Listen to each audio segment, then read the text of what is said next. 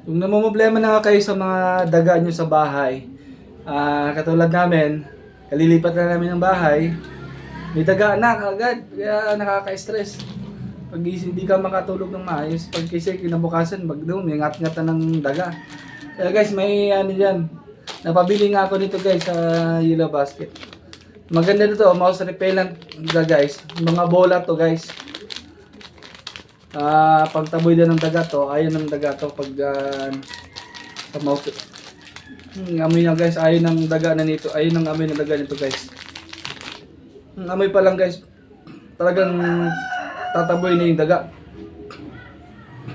Iba talaga siya, malakas siya. Kaya pala ba maraming bumili nito dahil talagang parang effective talaga siya. Sa amoy pa lang, ayaw na ayaw na lumapit ng daga.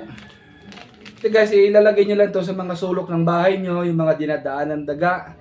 Yan, dyan yung ilalagay yan. So sa amin, may mga binutasan, yun, lalagyan ko ngayon yun. So guys, marami nang gumamit ito, effective daw to, kaya napabili ako nito. Talaga, parang effective talaga guys. Gamit na kayo to. Bye-bye.